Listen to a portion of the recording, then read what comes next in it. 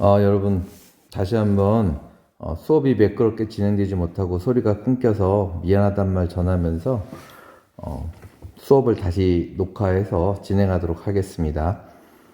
자, 지금부터는 이제 국제법의 기본 원칙 제 첫 번째 주권 평등의 원칙에 대해서 배워보도록 하겠습니다. 좀 전에도 얘기했듯이 모든 나라들은 이 국기의 크기만큼의 평등성을 갖고 있다고 생각을 해요. 이 그림으로 표현한 게 그럼 한국이나 아르헨티나나 똑같은 주권을 갖고 있다라는 거죠. 그래서 서로 동등하면서 서로의 주권을 존중해 줘야 된다라는 것이죠. 이거는 마치 인간의 평등성과 똑같죠. 왜? 인간은 존엄하기 때문에 어느 인간이 다른 인간보다 낫다 못하다 얘기 못한다라는 것이죠. 그래서 원래는 미국도 여기 들어와 있어야 한다라는 거죠. 요 원칙은 주권 평등의 원칙이죠. 하지만 현실적으로 봤을 때는 아니다라는 것이죠. 전 세계 국가에서 도대체 1대1로 미국과 맞섰을 때 당당하게 미국이 너 잘못했다라고 얘기할 수 있는 나라가 과연 현실적으로 있겠냐라는 거죠. 있을 수는 있어요. 단 미국하고 앞으로 안 볼 생각을 하면 가능하겠죠. 어떤 일이 있어도 미국한테 도움을 받지 않을 거고 어떤 일이 있어도 미국하고는 무역을 하지 않겠다. 뭐 이런 자기 각오가 있다면 가능하겠지만 현실적으로는 조금 어렵지 않나라는 그런 생각이 들어요. 그래서 요 국기의 크기로 봤을 때는 요것은 주권 평등이지만 현실적으로는 힘의 논리가 지배하는 것이 국제사회가 아닌가라는 생각이 들어요. 사진이 하나 있는데 여러분 요 사진 혹시 기억이 나나요? 2000년대 초반에 트럼프가 대통령이 됐을 때 자금성이라는 데를 간 적이 있어요. 자금성은 중국 청나라에서 만든 우리로 말하면 경복궁 같은 그런 시스템이죠. 그런 장소이죠. 시진핑이 생각을 한 거죠. 미국 대통령한테 우리가 이 청나라라는 나라가 또는 중국이라는 나라가 얼마나 크고 위대한지를 한번 보여주겠다라고 했어요.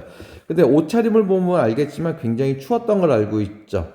그래서 보니까 트럼프도 추워서 주머니에 손을 넣고 있고 시진핑도 주머니에 손을 두 개 다 넣었다는 거죠.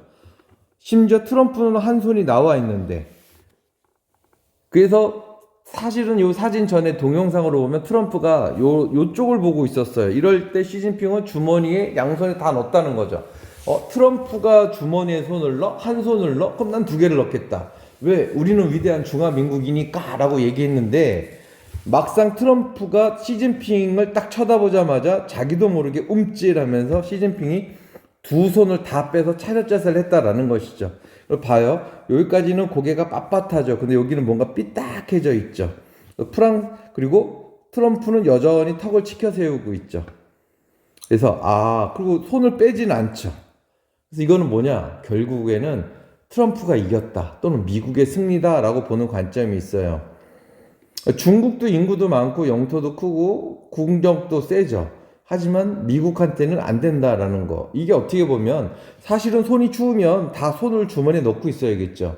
하지만 주머니에 손을 넣는다라는 건 외교적인 사실은 무례한 행위. 그래서 트럼프가 먼저 주머니에 손을 넣었지만 그래서 시진핑이 그걸 보고 감히 우리나라에 와서 손을 넣어? 라고 해서 자기는 두 개를 넣었지만 현실적인 그 힘의 논리엔 굴복했다라는 거. 요게 바로 주권은 평등하지만 현실에서는 힘의 논리가 통하는 것이 아닌가 하는 대표적인 그런 짤이 될 수도 있겠죠. 자, 두 번째는 국제법의 기본 원칙이에요. 국제법의 두 번째 원칙은 뭐냐면 내정 불간섭의 원칙이죠. 내정이라는 건 줄임말인데 국내 정치. 그러니까 국내 정치는 타국이 간섭할 수 없다라는 것이죠. 요거는 여러분이 1930년대, 20년대 후반에 윌슨이라는 미국 대통령의 민족 자결주의하고도 비슷해요. 그 나라의 일은 그 나라 스스로 해결해야지 타국이 이래라 저래라 할 수 없다라는 거죠. 그래서 내정 불간섭의 원칙이죠. 그래서 여기 보면은 내정 불간섭, 국내 정치는 간섭하지 않는다는 원칙. 만약에 간섭하게 되면 어떡하냐?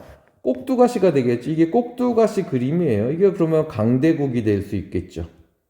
또는 이게 타국이 될 수 있겠죠.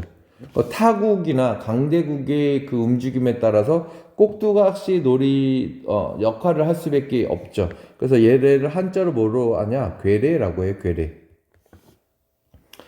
그래서 우리는 북한군을 괴뢰군 또는 인민군이라고 부르죠.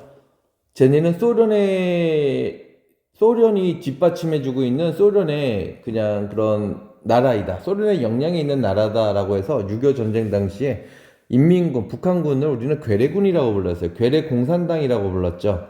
그럼 북한은 또 우리를 뭐라 하냐? 남조선 애들은 미국의 괴뢰 정부라고 했어요. 둘 다 괴뢰라는 말을 쓰죠. 꼭두각시라는 소리예요. 이건 왜 그러냐? 그 나라의 문제는 그 나라가 해결해야 되는데 6.25 전쟁 당시에도 북한은 소련이나 중국의 영향을 받았고 우리나라는 미국의 영향을 받았던 그 당시의 약소국이었던 우리나라의 슬픔이 남아있는 그런 표현이죠. 괴뢰라는 말. 하지만 놓고 보면 국제법은 원칙적으로는 내정은 불간섭하다. 그래서 아까도 중국이 양안이라는 표현을 즐겨 쓴다라고 그랬죠. 해안을 마주보고 있는 양국 간의 문제이다. 그리고 이 양국은 중국과 대만이다. 그리고 중국과 대만은 하나의 중국이다라고 하고 있죠.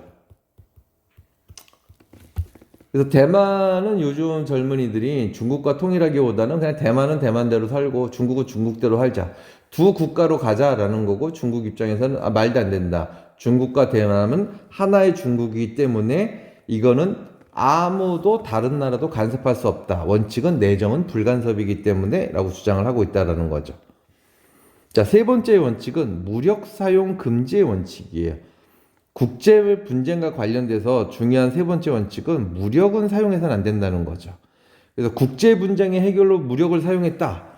그럼 전범국이 되는 거겠죠. 단 아주 예외적으로 자위권이라는 게 있어요. 이 자위권을 발휘할 때만은 가능하다라는 것이죠. 그럼 자위권은 언제 발동하냐?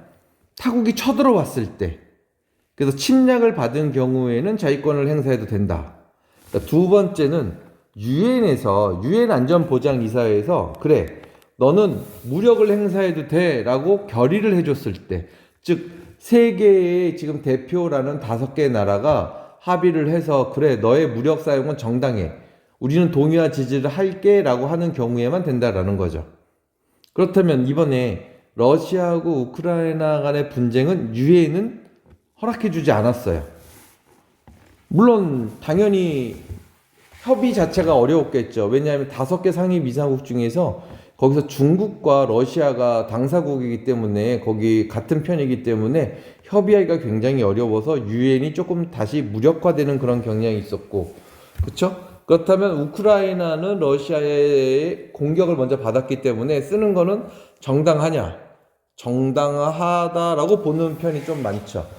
그러면 러시아 입장에서는 그러면 정당하냐라고 했을 때 러시아는 정당하다라고 본 거죠. 그건 우리가 조금 후에 설명하겠지만 러시아 입장에서는 쓸 수밖에 없었다. 그러니까 제가 맞을 짓을 했다. 우크라이나가 맞을 짓을 했다라는 거고 우크라이나는 말도 안 된다. 야, 평등한데 도대체 맞을 짓이 뭐냐? 우리가 맞을 짓을 설령 한다 할지라도 너랑 나랑 평등한데 왜 네가 나를 때리냐라고 주장하는 게 지금 우크라이나 입장이라는 것이죠. 그래서 사실은 원칙적으로는 인간관계도 마찬가지예요. 무력은 사용해서는 안 된다라는 거. 자, 네 번째. 조약. 우리가 배웠었죠? 조약은 누구랑 누구랑 맺는 거다? 국가와 국가 간에 맺는 거예요. 정확하게 말하면 정부와 정부 간에 맺는 거다. 그래서 조약을 맺었으면 우리는 스스로 체결한 조약은 스스로가 포인트죠. 그러니까 강요된 조약은 어겨도 사람들의 손가락질을 받지는 않아요. 하지만 스스로 체결한 조약은 성실하게 이행해야 된다라는 것이죠. 왜? 그래야지만 국제관계가 첫 번째는 안정성을 받게 되겠죠. 제 말은 믿을만해 라는 안정성이 되겠죠. 그래서 두 번째는 그거에 따라서 그럼 제가 언제까지 무엇을 해주기로 했으니까 나는 언제까지 무엇을 하면 되겠다라고 해서 상호 행동 간의 예측 가능성이 높아지겠죠. 그렇죠? 따라서 조약은 맺었으면 원칙적으로는 지켜야 된다라는 것이 키포인트죠. 만약에 조약을 위반한 시에서는 어떤 일이 발생하냐? 이제 법적인 분쟁이 발생하겠죠. 왜냐하면 조약이라는 건 어떻게 보면 법률의 효과가 있다라고 했잖아요. 그래서 조약을 법을 이겼다라는 것은 국제 분쟁의 여지가 충분히 있다라는 것이죠. 그래서 이렇게 상호간에 자기네 나라의 대표성을 띈 국기를 앞에 두고 상호 양해각서를 하나씩 이렇게 들고 있죠. 그리고 악수를 함으로써 우리는 서로 간에 이해를 한다라는 것이죠. 잘 봐요. 한국 사람이고 여기가 태극기인데 이쪽에 걸려 있죠. 미국 사람인데 미국 국기는 이쪽에 있고 사람은 이쪽에 서 있고 국기는 이렇게 있죠. 그래서 어느 한쪽에 치우치지 않는다는 거죠. 만약에 이쪽이 성족이고 이쪽도 성족이, 우리나라는 태극기 이쪽이 태극기다 그러면 둘은 갈라져 있겠죠, 사진상으로. 하지만 조약이라는 건 서로 평등하게 맺었고 우리는 이제 요 부분에 하나서는 한 팀이다라는 걸 강조하기 위해서 관례적으로 또는 의례적으로 형식적으로 이렇게 한다라는 거 정도는 괜찮네요. 그렇죠? 여러분들 이건 상식으로 조금 알아둡시다.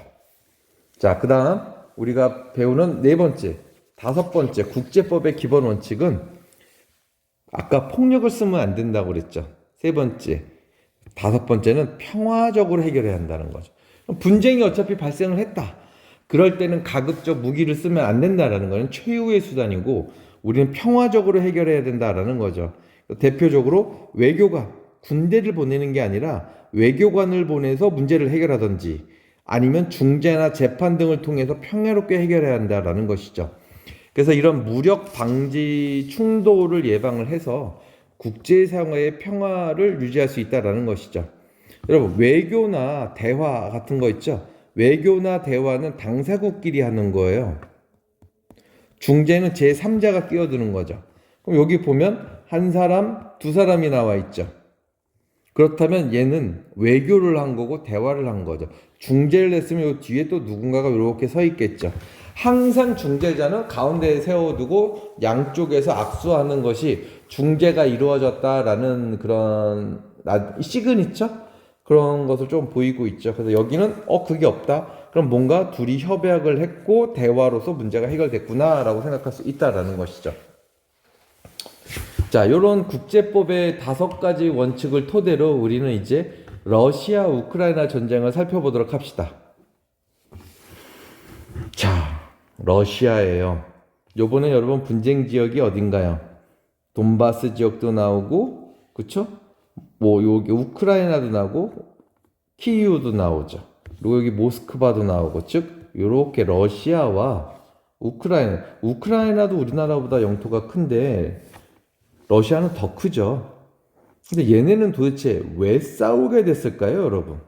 그리고 여러분 그림은 보일지 모르지만 요 회색인 국가들 있죠. 뭐 지금은 아닌데 요 회색인 국가들이 나토가 아니에요. 나토군은 무엇이냐면 예전에 소련이라는 나라가 있었을 때 소비에트 공화국과 또는 거기에 지지하는 나라들이 만든 군대가 있어요.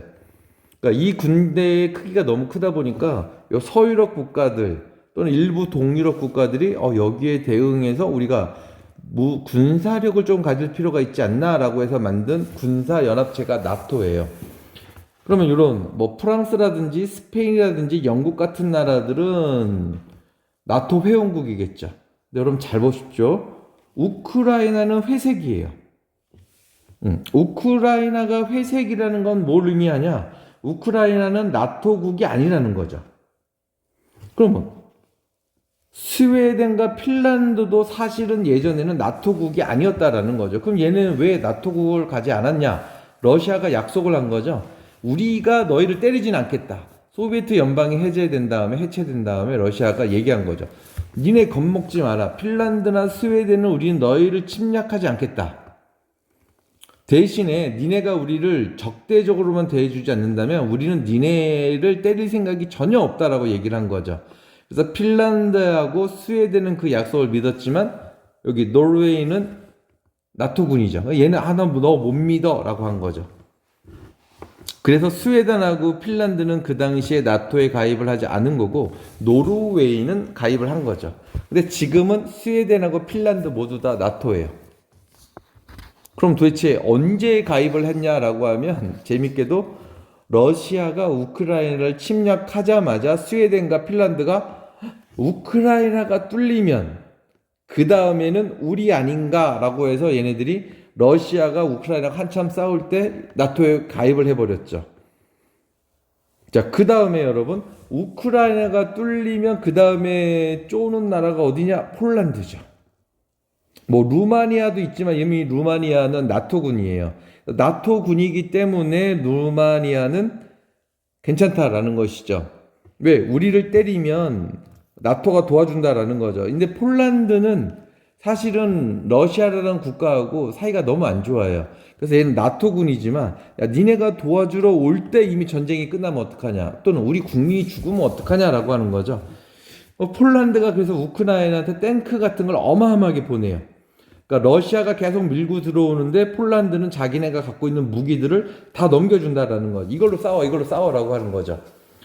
자, 그래서 우크라이나가 요즘 들어서 야 근데 폴란드야 더 이상 탱크가 없냐라 그러니까 폴란드가 이젠 안 준대요. 야, 그 정도 줬으면 되는 거 아니냐라고 하는 거죠. 즉 전쟁이 끝내기를 바란다라는 거죠. 근데 폴란드도 지금 탱크가 없잖아요.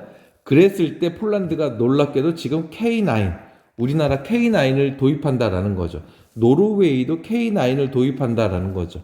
우리나라 자주포의 일종인데 그냥 대포라고 생각하면 돼요. 탱크보다 위력이 좀 더 세죠. 근데 이동성은 약간 떨어지지만 그래서 탱크보다는 위력이 세다라는 거죠. 그러니까 얘네가 이렇게 생각한 거죠. 우크라이나가 무너지면 그 다음에 폴란드 우리다. 그러면 일단은 우크라이나가 무너지지 않게 도와주자. 대신에 우리는 최신식 무기로 하자라고 했는데 탱크에서 여러분 지금 압도적인 우위를 보이는 품질이나 이런 거에서 압도적인 우위를 보이고 있는 거는 독일이에요. 솔직히 말하면. 그래서 폴란드는 원래 독일 거를 구입하려고 했는데 한국이 얘기한 거죠. 야, 우리 거 사라고 하는 거죠. 그러니까 처음엔 폴란드가 고민을 한 거죠. 독일 거를 살 것인가 한국 거를 살 것인가. 독일 걸 한 대 살 수 있는 돈으론 한국 K9을 2대 플러스 알파를 살 수 있대요. 3대까지는 못 사고 2대 플러스 뭐 부품 정도 이렇게 살 수 있대요. 가성비가 너무 좋은 거죠. 단 가성비가 좋으려면 성능이 좋아야죠.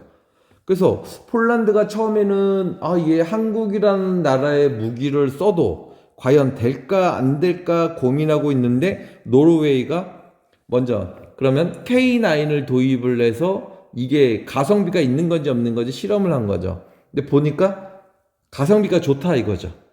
그러니까 폴란드도 지금 그러면 우리도 그거를 살게라고 했는데 얘네들이 놀란 게 뭐냐면 우리나라의 K9의 장점은 일단 품질은 둘째치고 납기일이라는 게 있어요. 언제까지 보내주겠다라고 하면 그걸 지켜요.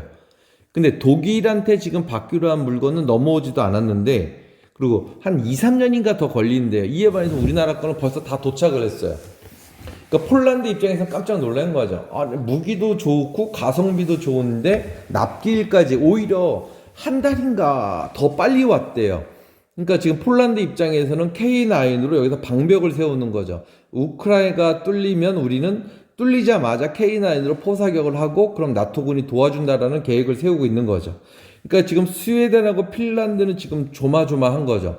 왜? 곧장 러시아죠. 여기는 그래도 우크라이나를 지나서 넘어오지만 여기는 핀란드나 스웨덴은 곧장이라는 거죠. 그리고 얘네는 무기 체제라고 불릴 만한 것이 거의 없어요.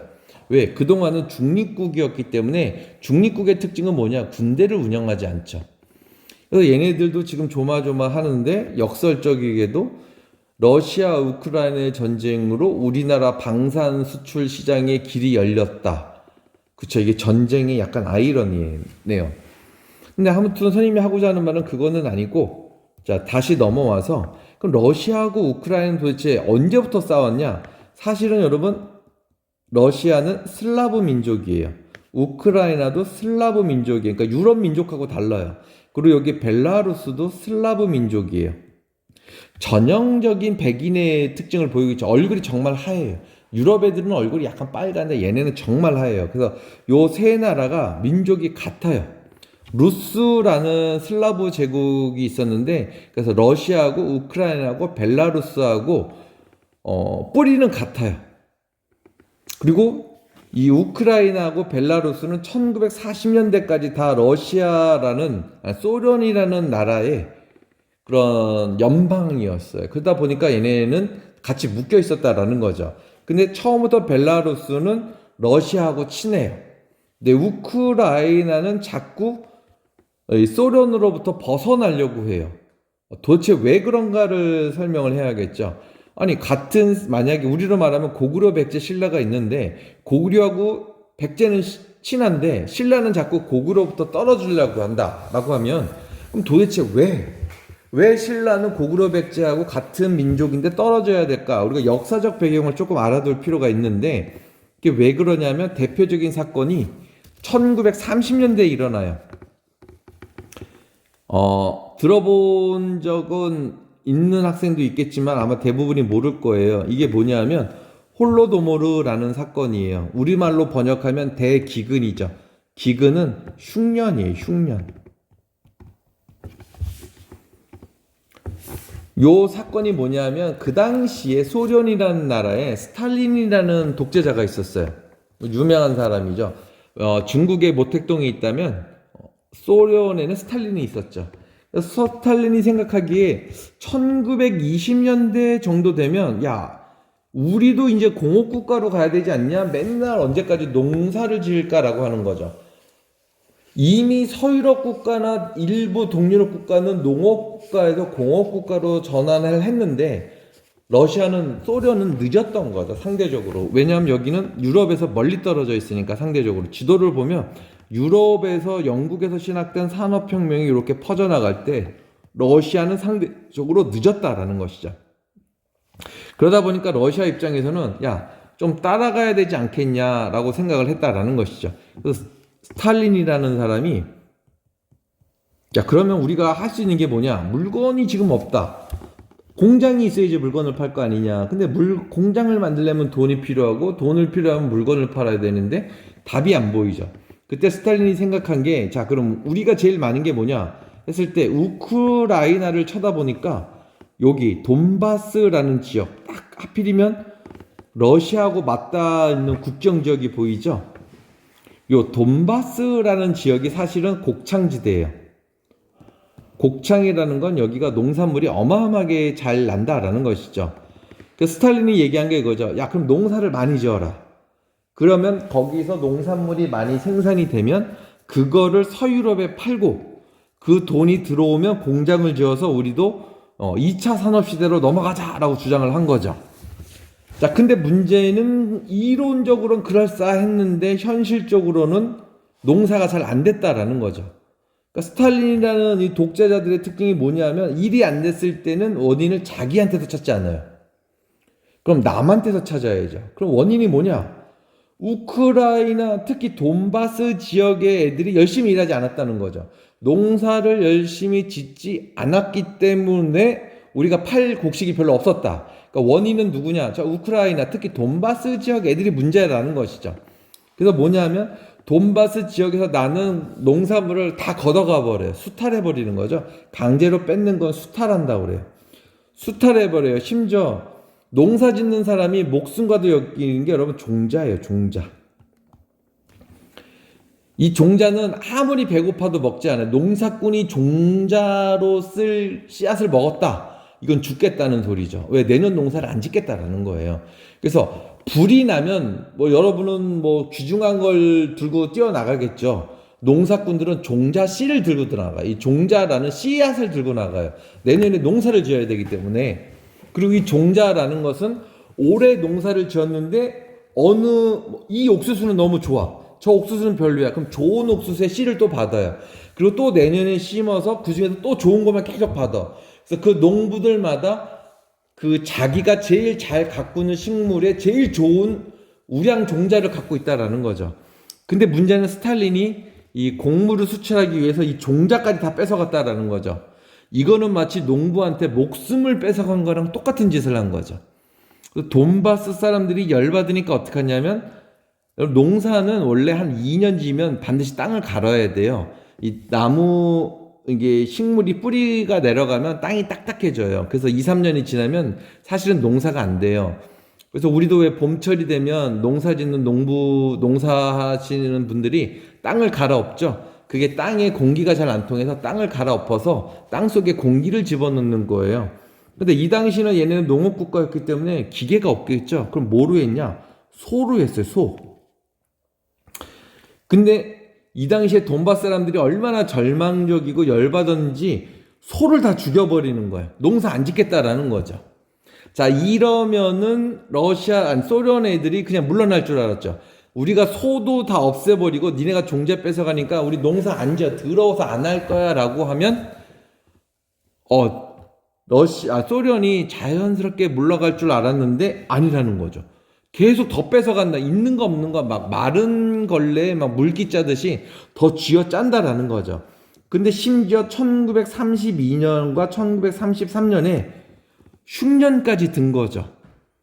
워낙 곡창지대다 보니까 농사가 아무리 안 된다 그래도 먹고 살 만한 건 있는데 이때는 흉년까지 더럽다는 거죠. 봐봐요. 사람이 길을 걸어가고 있는데 굶어 죽은 사람들이 이렇게 그냥 누워 있어요. 이래도 사람들이 그냥 지나갈 정도로 많은 사람들이 죽었다라는 것이죠. 이때 우크라이나 사람들이 열받은 거예요. 러시아는 우리랑은 같은 핏줄이 아니다. 러시아는 우리의 적이다라고 생각하는 거죠. 그래서 이게 어떻게 이어졌냐면 1941년도에 독일군이 쳐들어와요. 2차 세계대전이죠. 독일군이 소련으로 침공해 들어오죠. 그럼 지도상 보면 여러분 독일은 여기 있어요. 독일군이 막 밀고 들어오는 거, 소련으로 밀고 들어와요. 독일군이 밀고 들어오면 당연히 우크라이나 애들이 막아줄 줄 알았는데 우크라이나 사람들이 막지 않고 독일한테 문을 열어버렸죠. 나치 독일군이 들어오니까 우크라이나 애들이 항복을 해버린 거예요. 차라리 독일군이 낫다. 내가 독일군한테 항복하는 게 낫지 소련을 위해서 내가 총을 쏠 수는 없다. 소련은 다 죽어야 된다라는 생각을 한 거죠. 이때는 또 누구도 열받냐? 러시아 애들이 그래서 모스크바도 버리고 계속 도망가게 되죠. 왜? 우크라이나에서 어느 정도 얘네가 방어선을 진지를 구축하면 러시아가 군대를 보내서 그러니까 소련이 요 군대를 보내서 여기에 방어선을 구축하려고 우크라이나 요쪽에다가 구축을 하려고 했는데 얘네가 너무 성문을 쉽게 열어버렸다라는 거죠. 그래서 소련이 막 도망가고 독일은 쫓아가다가 소련이 멸망할 뻔했죠. 그러다가 이제 연료 부족으로 독일군이 또 여러 가지 원인이 있겠지만 독일군이 연료 부족이나 극심한 추위로 더 이상 진격을 못하고 다시 이제 돌아오는 경우가 생겼죠. 그때 연료 부족과 추위 때문에 독일 애들이 너무 춥잖아. 그래서 그냥 갔어요. 왜? 무기를 끌고 다시 나오려고 해도 너무 추워. 추운데 연료도 없어. 이걸 끌래. 너무 추운데. 난 빨리 집에 가고 싶은데. 그래서 독일군이 어떻게 했냐? 몰래 무기를 버리기 시작하는 거죠. 왜? 무거운 무기를 들고 올 기운도 없어. 배도 고프고 너무 춥고 기름도 없고. 그러다 보니까 무기를 버리죠.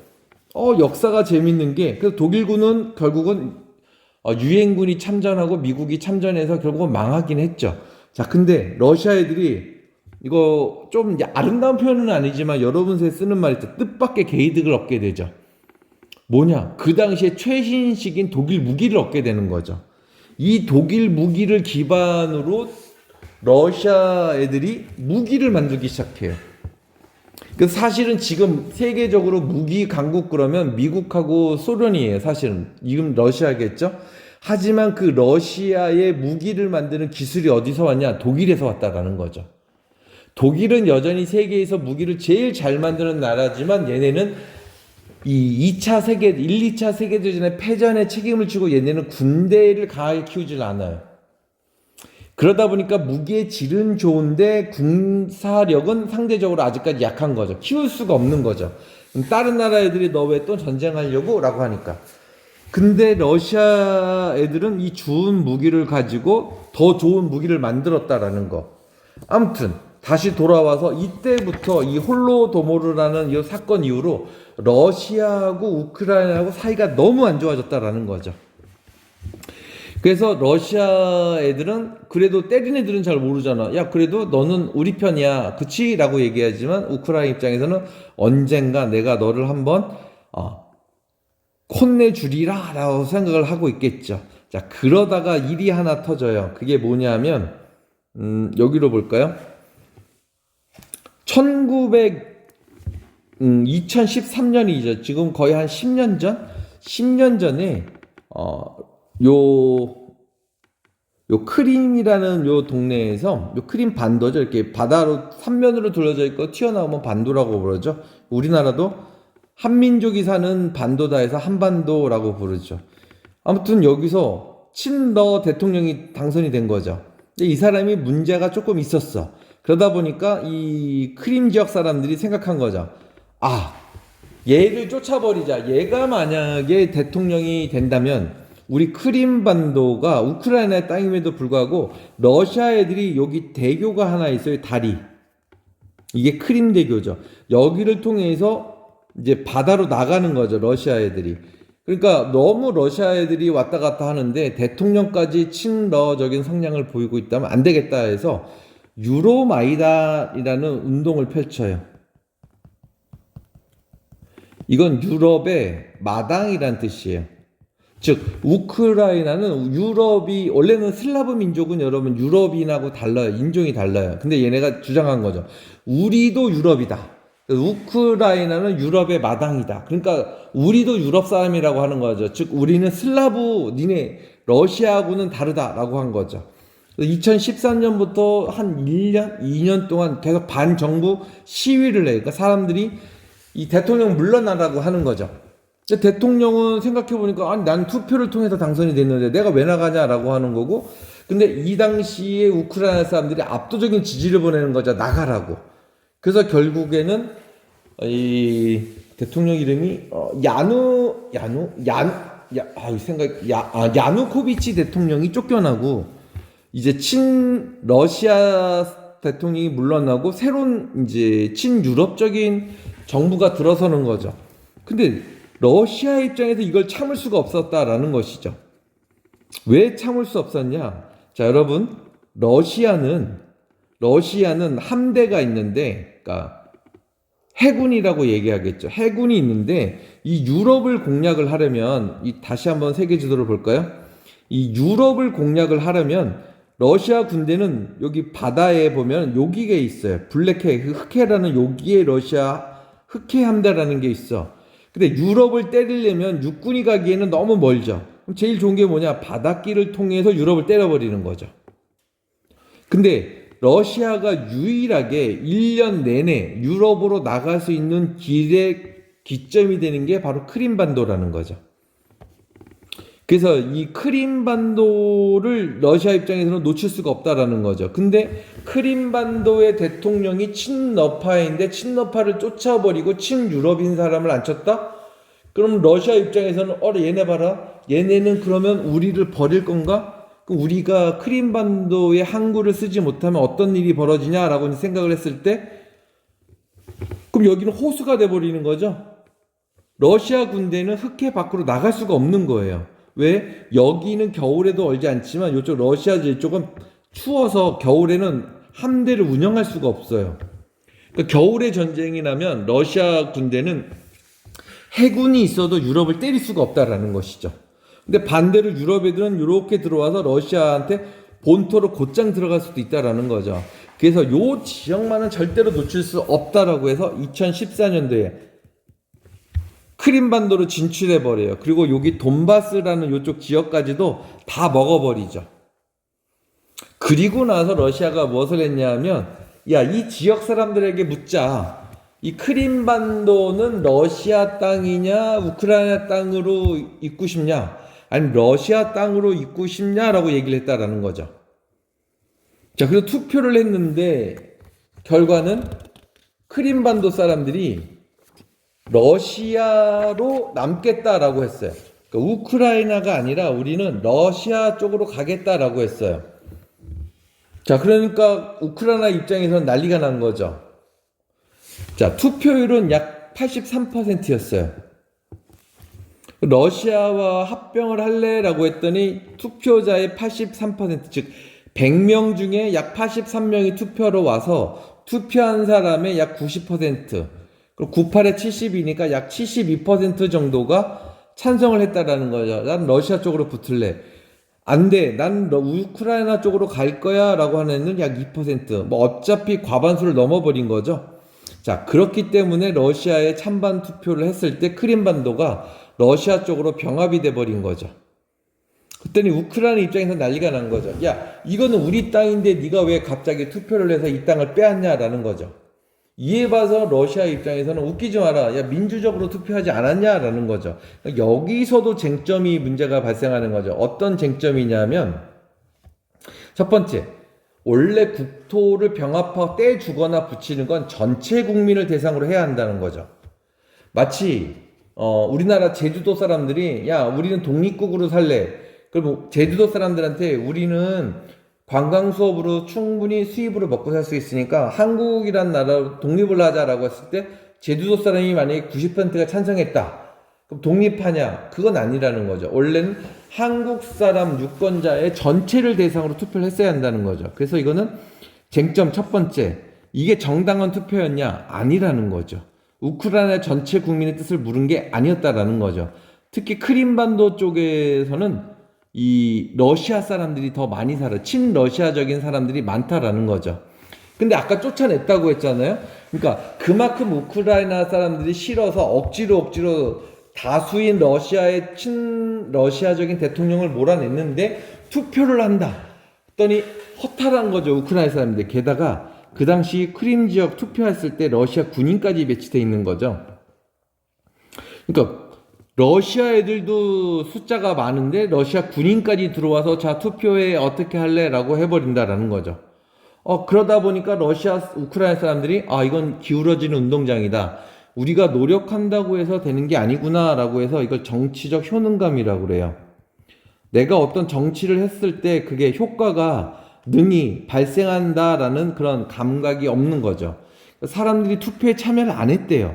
근데 신기한 게 그래서 우크라이나나 국제사회에서 볼 때는 그 당시 투표율이 60%, 즉 이 투표율이 60%가 넘지 않은 것 같은데 갑자기 80%가 됐다라고 하는 거죠. 그리고 찬성하는 비율도 반반일 텐데 압도적이라는 거죠. 그래서 이 투표 결과가 과연 공정했는가 아직까지 논쟁의 여지가 있다라는 거죠. 근데 이게 슬프게도 지금 다시 러시아가 우크라이나를 침공했을 때 그 점령한 돈바스 지역에 러시아가 또 병합 찬반 투표를 하고 있다라는 거죠. 그러니까 습관이 무서운 거죠. 다시 또 그 지역을 뺏고 돈바스 사람들에게 얘기하겠죠.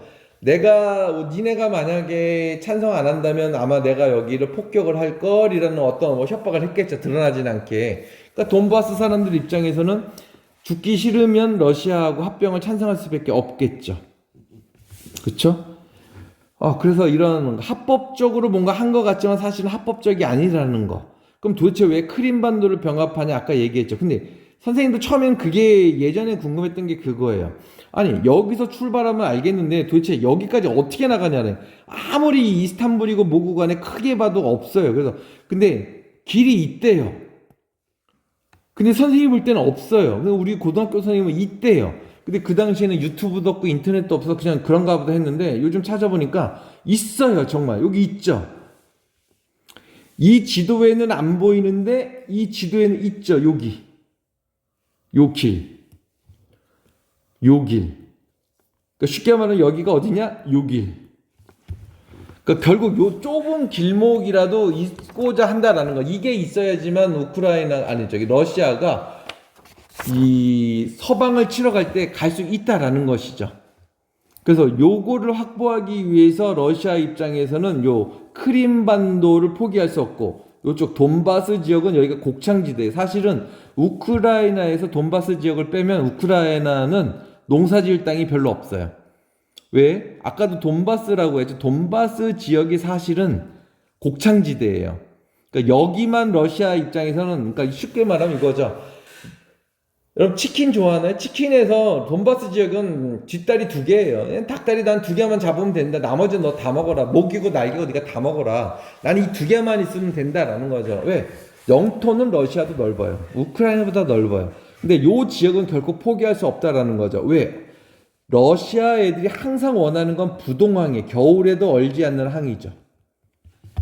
이런 짓을 우리나라 쪽에서도 하나 있죠. 그래서 블라디보스토크 항을 얘네들이 부동항을 얻기 위해서 그렇게 노력을 하고 북한을 사주해서 6.25 전쟁을 일으킨 것 중에 하나도 이 부동항을 얻기 위한 거예요. 이만큼 얼지 않는 항에 대해서 이 집착이 러시아 애들이 무섭다라는 것이죠.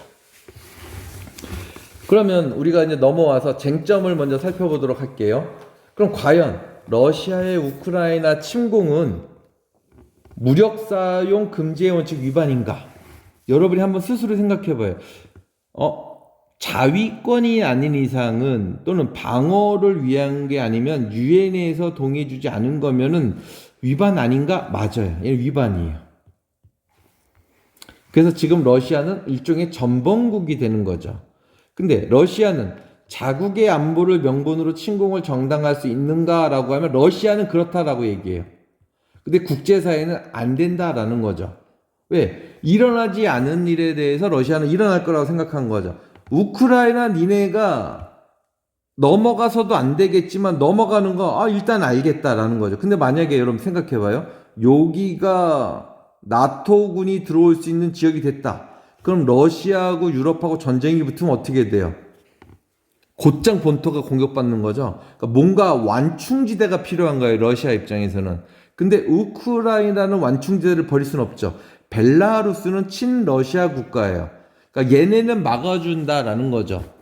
근데 우크라이나가 나토에 가입을 한다? 안 된다는 거죠. 근데 젤렌스키가 어떤 정책적인 어떤 목표가 있겠지만 오판인지 아니면 어떤 목표가 있었는지 몰라도 얘가 갑자기 나토에 가입한다라는 거죠. 그러니까 러시아 입장에서는 속이 탄 거죠. 만약에 우크라이나 젤렌스키 제가 나토군에 가입을 하게 된다면 러시아 입장에서는 다시는 이 크림이나 크림반도라든지 돈바스 지역에 대한 영향력을 행사하기가 굉장히 어렵겠죠. 유럽 전체하고 싸우지 않는 이상은 굉장히 어렵다라는 거죠. 그래서 가입하기 전에 먼저 때려버리는 게 요번에 러시아 우크라이나 전쟁이라는 거죠. 그러면 이 전쟁이 끝나려면 푸틴은 뭘 요구하냐? 니네는 가입하지 말아라. 나토에 가입하지 말아라 라는 것이고, 젤렌스키는 가입을 할 거다. 그럼에도 불구하고 니네가 가입하지 말라면 그러면 크림 반도하고 돈바스 지역을 돌려달라는 거죠. 근데 또 러시아 입장에서는 야, 안 돼. 이왕 뺏은 거는 이건 우리 땅이야. 그리고 우리가 그냥 뺏은 게 아니잖아. 투표를 통해서 얻은 땅이잖아. 그러니까 못 돌려준다라는 거죠. 그렇죠? 그 의견이 팽팽하죠. 그러니까 둘은 화해할 수가 없어요. 외교를 통해서 문제가 해결될 수가 없죠. 그럼 제3자 누가 필요하냐? 이 둘 사이를 중재해 줄 사람이 필요했다라는 거죠. 근데 그 사람이 누구냐? 미국. 근데 미국 대통령이 해줬냐? 안 해줬다라는 거죠. 근데 이제 드디어 그걸 해줄 사람이 등장했다라는 거죠.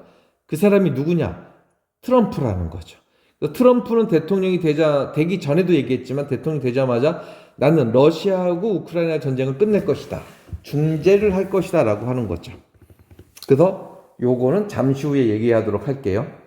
자, 요런 국제적인 사례가 있어요. 그럼 크림반도의 합병은 국제법상 합법인가? 러시아는 예스라고 대답을 해요. 왜? 투표를 했다. 투표를 했다. 우리가 강요한 게 아니다. 투표를 했다라는 거고, 우크라이나 전 세계 일반적인 아니다. 강요다. 투표는 자유롭게 해야 된다. 근데 자유롭지 못했다라는 것이죠. 그럼 만약에 이런 전쟁이 발생했을 때 국제법상 책임은 누구에게 있는가 하고 물었을 때 러시아는 이런 일을 만든 우크라이나에게 있다라고 얘기를 하겠죠. 근데 우크라이나랑 친하든 안 친하든 일반적인 국가들은 러시아에게 있다라고 하죠. 그럼 만약에 국제관계가 평등했다라고 하면 러시아가 일방적으로 지겠죠. 다수결에 붙이면. 근데 러시아는 강대국. 러시아의 눈치를 다른 나라가 볼 수밖에 없다라는 것이죠. 자, 그렇기 때문에 러시아를 비난하지만 직접적으로 러시아를 때리는 나라는 없다라는 거죠.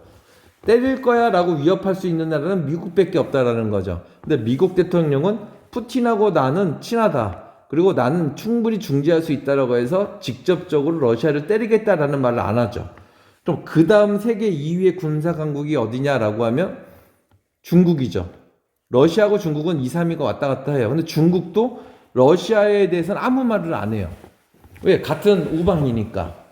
그러니까 친한 듯 친하지 않는 친구 같은 친구 같지 않은 너예요. 하지만 뭔가가 중국 입장에서도 러시아란 나라가 만약에 여기서 국력이 약해진다? 그럼 자기 혼자서 이제는 미국하고 1대1로 붙어야 되는데 뭔가 조금 쫄린다라는 거죠. 그래서 러시아가 조금 꼬꾸라졌으면 좋겠지만 그래도 조금 고개는 빳빳이 들었으면 좋겠다. 그러니까 내가 혼자 미국하고 싸울 힘은 없지만 그래서 러시아가 필요하지만 또 러시아가 나랑 어깨 동무하는 건 또 싫다. 이런 식으로 해서 애매모호한 전략을 쓰죠. 그렇다도 아니고 아니다도 아니고 그래서 중국은 항상 양자 간의 대화를 통해서 문제를 해결해야 되는 거 아닌가 해서 한 발 물러난 거고 이때 중국하고 러시아 사이에 껴있던 나라 북한이 이제 움직이게 되는 거죠. 중국이 자꾸 쌀 주면서 내 말 잘 들어라고 하니까 북한 입장에서 열받는 거죠. 북한 입장에서는 중화인민공화국이 생길 때 자기네가 많이 도와줬다고 생각을 해요. 중국도 사실 그렇게 생각을 해요. 근데 이게 줄 때마다 마치 우리를 길들이시 조금 준다라는 거죠. 그래서 얘가 이번 기회에 우리가 갖고 있는 게 무기니까 이 무기랑 군대를 러시아한테 빌려주고 그 대가로 러시아한테 우리가 더 많은 것을 얻어낼 수 있지 않겠는가라고 해서 지금 러시아 우크라이나에 북한군이 참전한 이유죠. 국제관계가 이렇게 미묘하다라는 것이죠. 그래서 아무튼 러시아와 우크라이나의 쟁점은 크게 네 가지. 무력상의 금지의 원칙이 위배되는가? 이건 누구나 다 위배된다라고 하죠. 근데 정당화될 수 있는가? 러시아가 될 수 있는가? 그렇다는 일부 나라와 대부분은 그렇지 않다. 그럼 크림반도 합병은 국제법상 합법적인가? 역시 그렇다라는 러시아 위주의 소수의 나라와 그렇지 않다는 대부분의 입장으로 나눠져 있다라는 거죠. 근데도 이런 쟁점이 있음에도 불구하고 왜 러시아가 인정을 안 하냐? 강대국이기 때문에 그렇죠. 슬프죠? 그럼 국제사회는 도대체 어떻게 대응을 해야 하는가? 이제부터가 이제 해결 방안이죠. 첫 번째는 유엔의 역할이 중요해요. 국제 분쟁이 일어났을 때는 먼저 유엔이 결의안을 채택해요. 이 결의라는 건 우리는 이번 상황에 대해서 이러이러한 입장으로 하기로 했다라는 것이죠. 그래서 이 결의안에 따라서 전쟁을 끝내라라고 얘기할 수도 있고 또는 유엔군을 파견할 수도 있죠. 근데 문제는 유엔군을 파견하려면 상임 이사국 5개국의 동의가 있어야 되는데 그 중에 상임 이사국에 중국하고 러시아가 들어있다는 거죠. 유엔군을 파견하는 건 물 건너갔다라는 것이죠. 그러면 인도적 지원으로 피해를 보고 있는 우크라이나 사람에게 지원을 하겠다라고 했을 때 뭐 그거는 될 수 있겠죠. 하지만 이거는 전쟁을 끝낼 수 있는 그런 파괴력이 있지는 않겠죠. 그래서 유엔의 결의안에 동의한 나라들이 각각 제재를 하고 있죠. 그러니까 제재는 여러분 쉬운 말로 벌이에요. 러시아에게 벌을 주고 있죠. 그래서 러시아가 맡겨놓은 돈을 묻고 안 준다든지 우리 은행에 러시아에 돈이 있는데 너 안 줄 거야. 너 전쟁 끝나지 않으면 안 줄 거야 라고 경제 또는 너랑 무역 안 할 거야 라고 하든지 너랑 외교 관계를 끊을 거야 라고 하지만 러시아 입장에서는 뭐 큰 상관없죠. 왜? 어차피 러시아는 서유럽 국가하고 안 친해요. 미국하고 안 친해요. 친한 애들은 이미 끼리끼리 있어요. 그러다 보니까 뭐 니네가 외교 안 하면 안 한다. 단 러시아가 유럽을 목을 잴 수 있는 게 가스예요. 가스라고 써야 되네. 가스라고 써야 되네. 이 천연가스가 있어요. 지금 유럽 애들의 겨울이 추워요. 왜? 그동안엔 싸게 러시아의 천연가스를 공급받아서 유럽 애들이 난방을 했었는데 이 가스가 끊기면 유럽 애들은 추워요. 그럼 가스를 안 떼면 뭐로 해야 되냐? 핵발전소라든지 아니면 다시 석탄을 떼야 돼요. 그래서 유럽인 국가들도 경제 제재에 동참을 하고는 있지만 나라들마다 그 강약 정도가 달라요.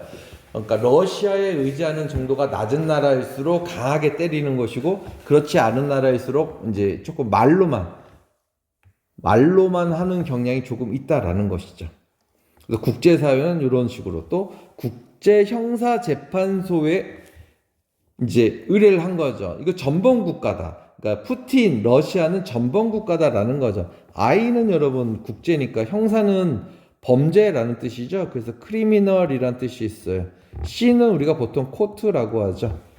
코트, 뭐 법정이란 뜻이에요. 그러니까 재판소 또는 법정, 그러니까 국제적으로 어떤 범죄가 일어났을 때 국제적인 범죄를 다루는 법원이라는 것이죠. 이런 유엔에서 하는 경우가 있고 ICC, 이건 많이 보이는 거죠. 법과 정치에도 많이 나오죠. 뭐 정의를 나타내는 저울이죠. 그래서 이런 것을 통해서 제재를 가하고 하는데 러시아는 크게 데미지가 없다라는 거죠. 여러분, 북한이 힘든 이유는 왜 그러냐? 춥죠. 추울 때는 뭐 어떻게 해? 따뜻해야죠. 두 번째는 배가 불러요. 춥고 배고프면 사람이 서글픈 거죠. 근데 러시아는 아까 얘기했듯이 가스가 있어요. 그리고 러시아는 자급자족이 가능한 식량이에요. 식량 곡창지대예요. 곡창지대. 그러다 보니까 니네가 우리나라 영토 안에 안 들어오는 이상은 우리는 가스불에다가 따뜻하게 밀가루로 빈대떡도 부쳐 먹을 수 있다 이거죠. 부침개도 부쳐 먹을 수 있다라는 거죠. 제재해라. 그냥 우리는 그럼 그 기간 동안에는 니네한테 가스 끊고 우리가 가스를 쓰면 되는 거 아니냐라고 한다라는 것이죠. 그래서 뭐 미국의 제재 같은 거 있죠. 아까 벨라루스는 러시아하고 친하다라고 그랬죠. 그래서 벨라루스도 제재를 받죠. 그리고 뭐 EU 유럽연합이죠. 뭐 영국, 독일, 캐나다인데 심지어 우리나라도 하는데, 자 보세요. 우리나라는 러시아한테 도움을 많이 받는 나라예요. 서로 협력관계죠. 파트너란 말이에요. 그래서 우리는 독자적으로는 제재를 하지 않아요. 왜? 그럼 러시아 애들이 마음 상해요. 그럼 우리나라도 사실은 러시아가 잘못했어 라고 얘기는 하고 싶지만 얘한테 없는 게 많아. 그럴 때는 우리는 뭐 하냐 그러면 그냥 대러 수출 통제에 국제사회가 하는 만큼만 하겠다라는 거죠. 그리고 얘기하는 거죠. 러시아한테 찾아가서 우리도 네가 잘못됐다고 생각한다. 하지만 빨리 이거 끝냈으면 좋지 않냐. 너랑 나랑 친하잖아.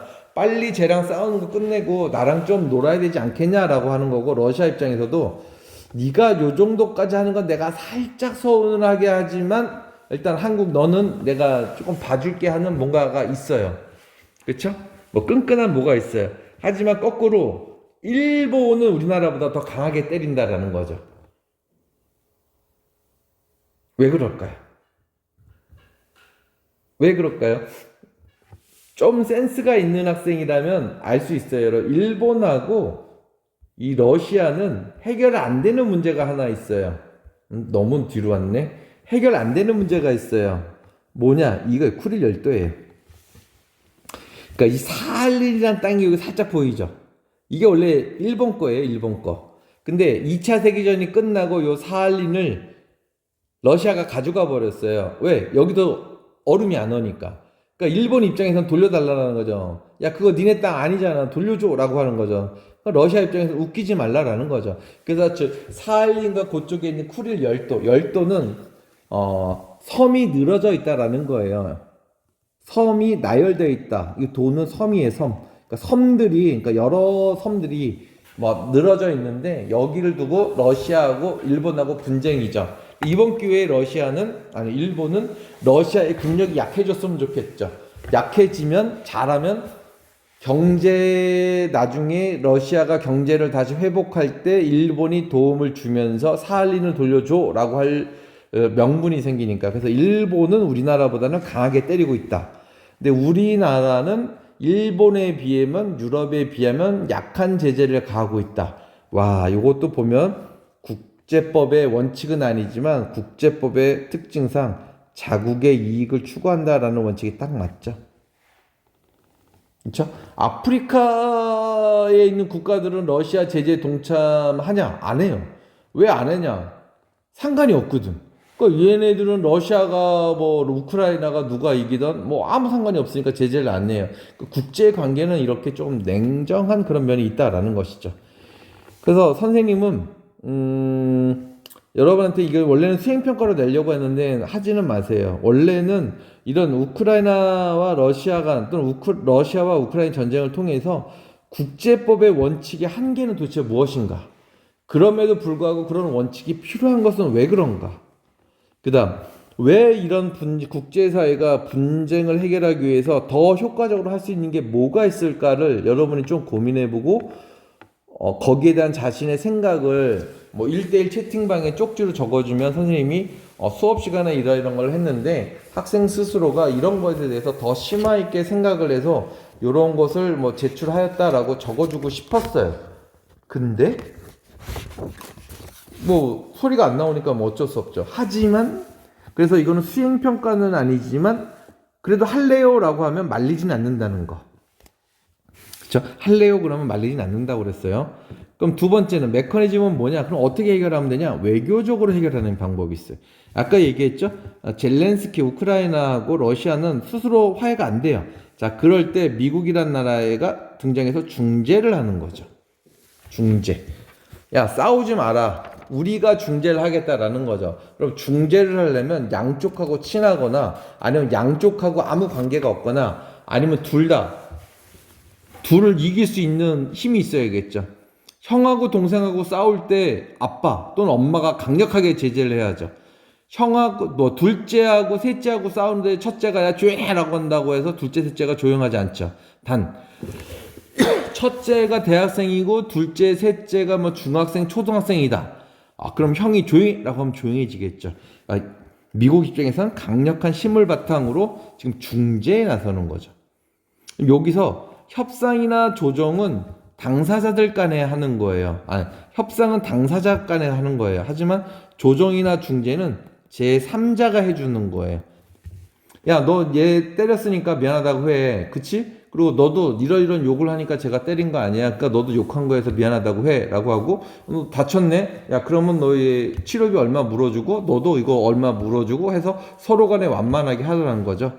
그거를 위해서 지난달에 이제 중재하려고 트럼프 대통령이 젤렌스키를 불렀다가 서로 이제 언성만 높이다가 끝났고 아직까지도 해결이 안 되고 있는 거죠. 중재가 지금 파탄에 이르니까 이제 트럼프가 얘기한 거죠. 야, 중재가 실패했어? 나 그러면 손 뗄 거야 라고 하는 거죠.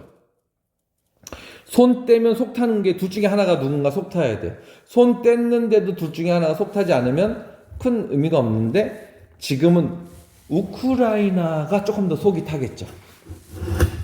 그래서 할 수 없이 그러면 푸틴은 웃으면서 손 떼? 그러면 우리는 언제든지 오픈 마인드로 열려 있으니까 협상의 테이블로 너 나와 라고 얘기하고 있겠고, 우크라이나 입장에서는 처음에는 유럽에 가서 트럼프가 이러이러한 짓으로 중재도 잘 안 한다라고 욕하다가 다시 한번 성명을 발표하죠. 우리는 트럼프와 다시 대화할 여지가 있다. 이게 약한 쪽의 이제 슬픔이죠. 언젠가는 뭐 해결이 되겠지만 지금 당장은 아니다라는 거. 두 번째는 아까 잠깐 나왔던 사법적으로 해결하는 경우가 있어요. 그래서 이게 국제사법재판소예요.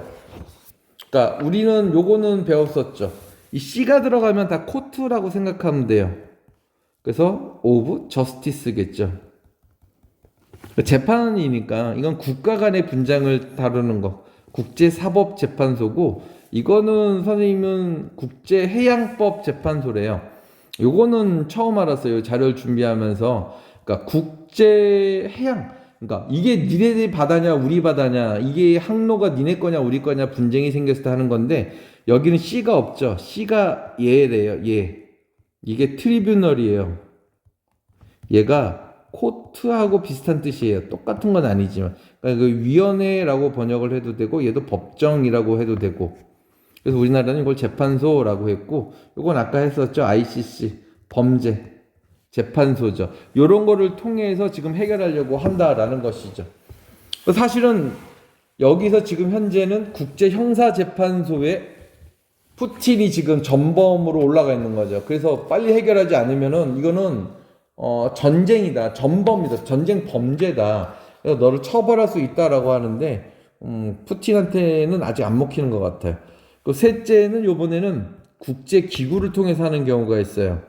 유엔 안전보장위원회에서 아까 얘기했듯이 유엔군을 파견한다든지 유엔 총회에서 어떤 결의안을 채택한다든지 하는 방법이 있는데, 여기 상임이사국을 보세요. 자리는 요 5자리는 고정되어 있어요. 요 5명이서 자리를 계속 바꾸는 거죠. 왜? 누가 보면 영국이 중심인 줄 알잖아요. 그래서 한 번은 미국이, 한 번은 러시아가, 한 번은 중국이, 이렇게 얘네는 상임이사국이고, 요쪽 요렇게 5개가 있어요. 모두 여러분 그래서 이사국은 15개겠죠. 이 중에서 얘는 상임이라는 건 항상 임기 제한이 없어요. 근데 얘네 5개는 임기가 달라요. 얘가 만약에 2024년까지다 그러면 얘가 2025년이에요. 그러니까 서로 임기가 달라. 그럼 얘는 2025년에는 얘네는 없겠죠. 그럼 얘는 새로운 애들로 채워져요. 그럼 얘네는 2026년에는 새로운 애들로 채워지는 거죠. 지금 여기 일본이 있죠. 2024년도까지. 그럼 2025년도까지는 이제 한국이 들어오는 거죠. 이해되셨나요? 자, 근데 문제가 생겼어요. 항상 5개씩 바뀌어요. 근데 여기 보면 아시아 태평양 지구에서는 이제 우리나라가 하겠다라는 거죠. 그럼 아프리카에는 2자리, 국가도 많고 땅덩어리도 크니까 얘네 2개 좋아요. 중남미는 1개가 배정돼서 가이아니라는 나라가 한대요. 좋아요. 동유럽 국가에서는 하나가 배정됐는데 지금 2개가 싸우고 있죠. 그래서 슬로베니아가 되는 거죠. 이번에 벨라루스는 러시아 쪽으로 너무 붙어버렸다라는 것이죠. 그래서 요게 유엔 안보리 이사국이에요. 그래서 우리나라가 유엔 안보리 이사국에 진출했다라고 하면 뭐 나쁜 거는 아니지만 사실은 우리나라 정도 국력이면 상임이사국에 가 있어야겠죠. 근데 우리나라는 상임이사국에, 그러니까 독일은 못 가요. 독일은 여기 못 가요. 전범 국가이기 때문에. 근데 웃긴 건 일본이 미국이 용서해줘 버렸죠. 전범 국가임에도 불구하고 미국이 용서해줘 버려서 얘네가 항상 우리나라가 상임이사국으로 가거나 아니면 뭐 어떤 유엔에서 활동을 하는 데 있어서 일일이 태클을 걸고 있죠. 요거는 그림이고 요건 사진이죠. 그래서 여기 5개, 5개, 5개. 그리고 여기는 이제 회원들이 이렇게 앉아 있겠죠. 뭐 요런 거 국제기구를 통해서 해결할 수 있다라는 건데 사실은 이거는 약소국한테는 잘 통해요. 약소국끼리의 분쟁에는 잘 통해요. 왜? 정 안 된다. 그러면 군대를 보내버리면 되니까 유엔군을 파견해버리면 되죠. PKO, 피스키핑 오퍼레이션. 오퍼레이션은 뭐 작전도 되고 군대란 뜻도 있으니까 그래서 평화를 키핑하는, 유지하는, 그러니까 평화 유지군이라고 하죠. 얘네를 파견하면 돼요. 그럼 만약에 A하고 B하고 싸우고 있는데 여기에 평화 유지군을 보냈다. 근데 A가 평화 유지군을 죽였다. 그럼 난리 나는 거죠. 그럼 평화 유지군은 수많은 나라로 이루어져 있는데 A가 얘를 쳤다. 그러면 수많은 나라가 A에 대해서 공격 들어가는 거죠. 그래서 이거는 약소국일 때는 잘 통하는데 강대국일 때는 좀 안 통해요. 그래서 지금 우크라이나에서 러시아가 물러나면 지금 트럼프가 대안으로 제시하는 게 우크라이나 너는 러시아를 자극하지 마라. 그래서 들어오지 마라. 나토에는 가지 마는데 대신에 그 지역에다가 PKO, 평화유지군을 하겠다라는 거죠. 그러니까 러시아 입장에서는 얘가 나토에 가입 안 하는 건 좋지만 평화유지군이 들어오면 러시아 입장에서 좀 부담감이 있을 수는 있겠죠. 국제관계라는 참 오묘해요. 근데 이거는 그냥 건물이에요. 한번 여러분 보시면 이게 유엔 총회 건물이고 그 앞에 여기는 많이 보이시는 요 사진들이죠.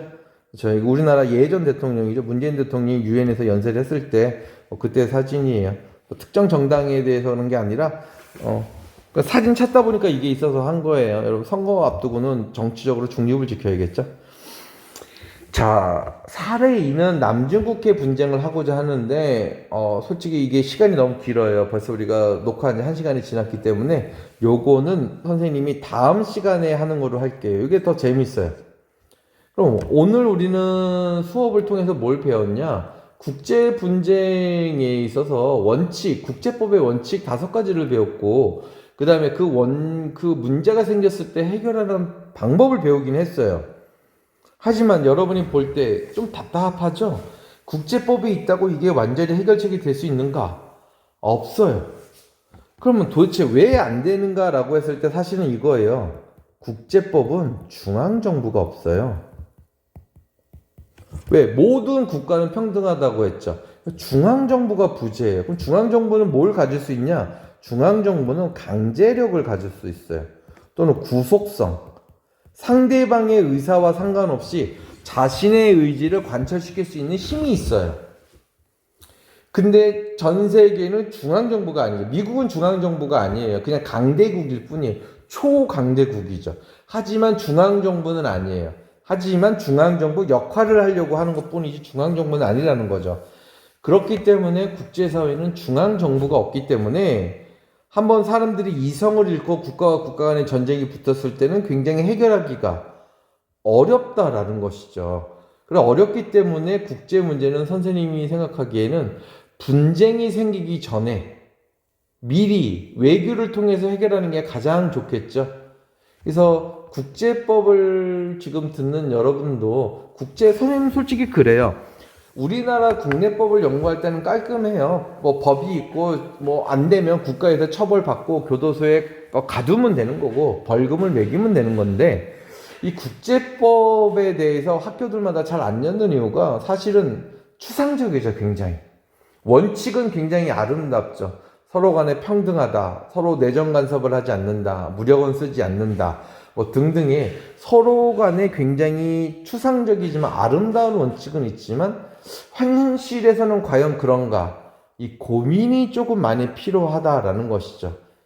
선생님은 여러분이 이런 문제에 대해서 아까 여러분이 수업 시작하기 전에 먼저 들어온 학생이 로스쿨에 가기 위해서 자기는 철학과를 생각한다는데 굉장히 긍정적이에요. 여러분, 대학교에 가서 법을 배우는 것도 중요하지만 사실은 철학이 굉장히 중요해요. 선생님이 부전공으로 정보 컴퓨터 자격증이 있어요. 그러니까 정보 선생님도 가능해요. 사회 선생님이지만.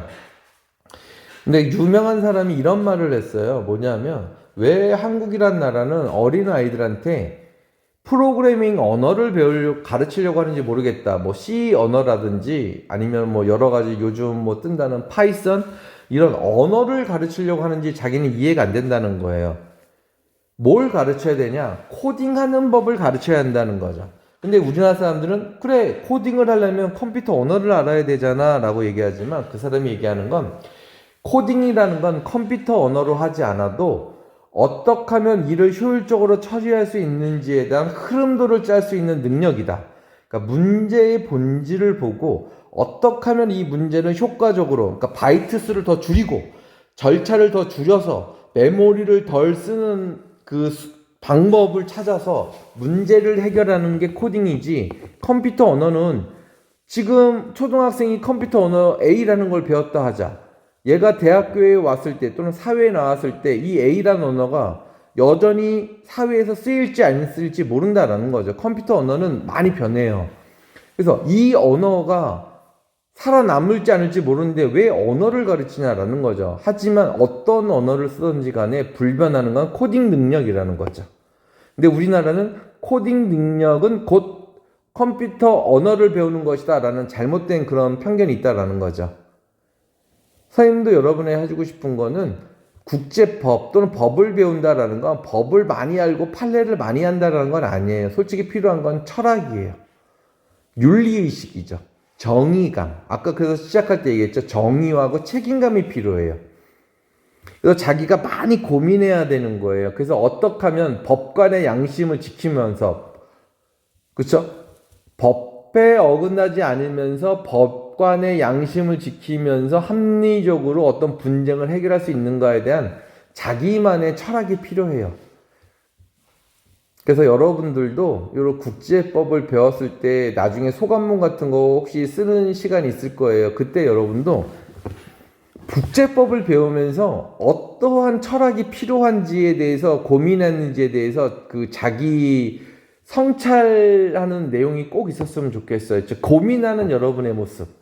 국제법을 배워서 뭐 또 국제법에 대한 지식이 늘게 되었다? 아니면 뭐 내 진로와 맞아서 국제법을 들었다? 사실은 이거는 모든 수업을 듣는 학생이 다 쓰는 내용 아닌가요? 그럼 여러분은 남들과 좀 달라야 되면 그게 뭔가 고민이죠. 그래서 결국은 나는 어떤 사람이 돼야 되는가, 어떠한 판단을 내려야 되는가에 대한 여러분의 고민, 이거를 성찰문에 꼭 적어주시길 바라고, 오늘은 여러분이 조금 선생님이 세팅이 잘못돼서 선생님 잘못으로 잘못돼서 여러분한테 너무 미안하고, 그래서 여러분 책 한 권씩 그거 쓰라고 한 거 있죠? 도서 신청을 꼭 해주세요. 그래서 요번 주 내로 구입을 해서 여러분 학교로 보내줄게요. 그래서 여러분이 그 책을 읽고, 또는 읽기 싫으면 요즘은 챗 GPT한테 물어봐도 돼요. 그러니까 독후감 자체는 중요한 게 아니에요. 챗 GPT한테 이러이러한 책의 제목이 있는데 이걸로 독후감을 써줘. 그럼 써줘요. 선생님이 그것까지 뭐라고 하진 않아요. 단 그거를 간략하게 보고 나서 여러분이 이 독후감의 핵심 내용이 뭔지는 본인이 습득해야 한다는 거죠. 선생님은 여러분에게 교과 세특에다가 여러분이 그 책을 읽고 만약에 어떤 독후감을 썼다 그러면 이러이러한 책을 읽어서 어떤 내용을 독후감을 썼다고 써줄 거예요. 그건 여러분에게 플러스 점수가 되겠죠. 하지만 실질적으로 여러분이 인생에서 플러스가 되려면 그 챗 GPT가 하던 여러분이 실제로 읽었던 간에 그 책을 통해서 얻어지는 그 고민되는 점이 뭔지에 대해서 여러분이 핵심 키워드 한 두세 개를 제시하고 이러이러한 핵심 키워드로 어떤 고민을 하게 되었다라고 적어주는 게 선생님은 더 좋다고 봐요. 그러면 여러분 오늘 수업 잘 들어서 고맙고 다음 주에 보도록 합시다. 그러면 이만